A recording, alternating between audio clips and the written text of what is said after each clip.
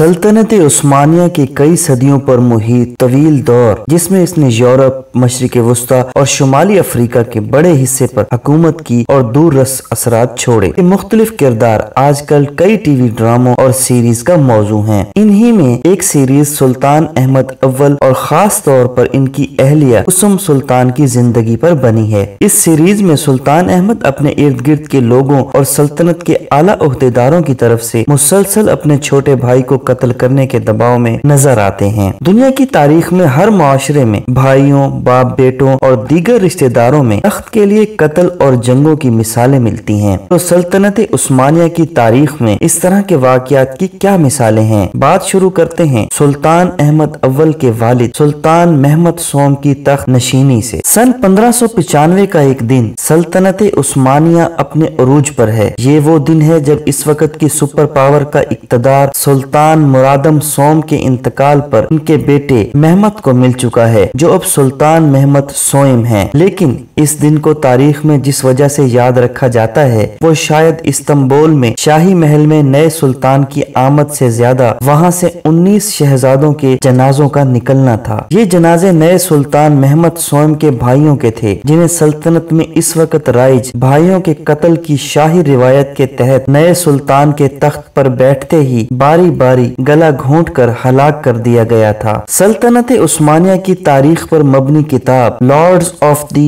Horizons मशरिक और मगरिब के आका में मुसन्निफ जैसन गॉडविन ने तारीख के मुख्तलिफ जराए के हवाले से शहजादों की हलाकत की रुदात बयान करते हुए लिखा है कि शहजादों को एक एक करके सुल्तान के सामने लाया गया। इनमें से उम्र में सबसे बड़े शहजादे ने, जो खूबसूरत और सेहतमंद जिसामत का मालिक था, इल्तजा की, मेरे आका, मेरे भाई जो अब मेरे वालिद की जगह हो, मेरी जिंदगी इस तरह मत खत्म करो। गम से निढाल सुल्तान ने अपनी दाढ़ी नोच ली, लेकिन जवाब में एक लफ्ज न बोला। जैसन इस दिन का जिक्र जारी रखते हुए लिखते हैं कि गलियों में ये जनाजे जाते हुए देखकर इस्तांबुल के शहरियों के दिल दहल गए थे। मौर्रिख लेस्ली पी पेरिस ने अपनी किताब इंपीरियल हिज्म women and sovereignty in the Ottoman Empire में इस जमाने में तैयार की गई एक रिपोर्ट का हवाला दिया कि सुल्तान मुराद सोम के जनाजे के एक रोज बाद ही इनके 19 शहजादों के जनाजों के मौके पर इस्तांबुल के शहरियों की दोगुनी तादाद बाहर आई थी और हर आंख अश्कबार थी। 1595 से 21 वर्ष पीछे जाएं तो मालूम होगा कि सुल्तान महमद सोम के वालिद सुल्तान मुराद सोम की हुक्मरानी का पहला दिन भी मुख्तलिफ नहीं था और इन्हें भी ऐसे ही मुश्किल फैसले का सामना करना पड़ा था। सुल्तान मुराद के वालिद सल्तनत उस्मानिया के 11वें सुल्तान सलीम दोइम का सन 1574 में 50 वर्ष की उम्र में इंतकाल हो गया। सल्तनत की बागदौड़ सबसे बड़े बेटे मुराद सोम के हाथ आई, जो अपने बाद वाले भाई से 20 साल बड़े थे और इनकी जानशीनी को बजाहिर किसी से खतरा नहीं था, लेकिन फिर भी उन्होंने अपनी तख्त नशीनी पर अपने सब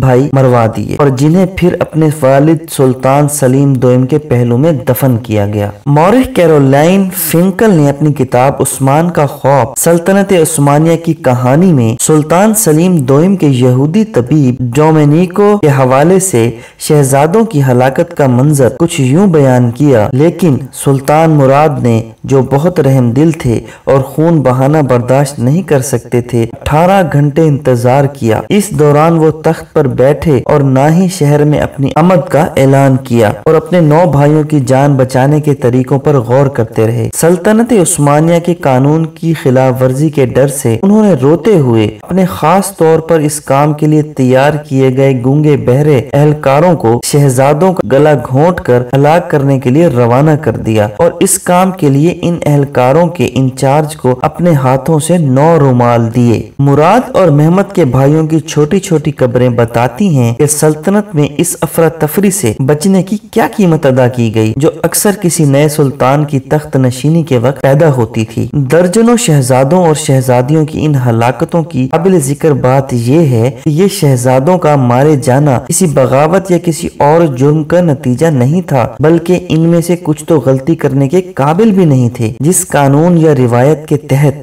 इन शहजादों और शहजादियों को हलाक किया गया, इसकी बुनियाद तकरीबन 100 साल कबल 15वीं सदी में सुल्तान महमद दोयम के दौर में रखी गई थी, जिन्होंने सन 1481 में अपनी मौत से चंद बरस कबल हिदायत दी थी, जिसके तहत नया सुल्तान अपने भाइयों को हलाक कर सकता था। फिंकल ने लिखा कि सुल्तान महमद दोयम ने अपना जानशीन नामजद नहीं किया था, लेकिन उन्होंने अपने इंतकाल से कुछ साल कबल जानशीनी के बारे में अपने ख्यालात का इजहार कर दिया था, जिसमें उन्होंने ये कहते हुए भाइयों को मारने की बाकायदा इजाजत दी कि इनका जो भी बेटा सुल्तान बने वो ठीक करेगा, अगर वो दुनिया की बेहतरी के लिए बाकियों को हलाक कर देता है। तुर्की में तारीख और कानून के एक उस्ताद प्रोफेसर डॉक्टर अकरम बोरा गंजे ने इस रिवायत के बारे में अपने एक मजमून में लिखा है कि सुल्तान महमद दोयम के अपने अल्फाज में ये कानून निज़ाम आलम की बेहतरी के लिए बनाया गया था और सुल्तान के मुताबिक उल्मा की अक्सरियत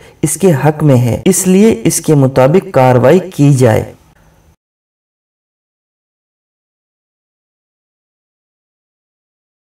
अगर आपको हमारी वीडियोस पसंद आ रही हैं तो हमारी वीडियोस को लाइक कीजिए और चैनल को सब्सक्राइब कीजिए।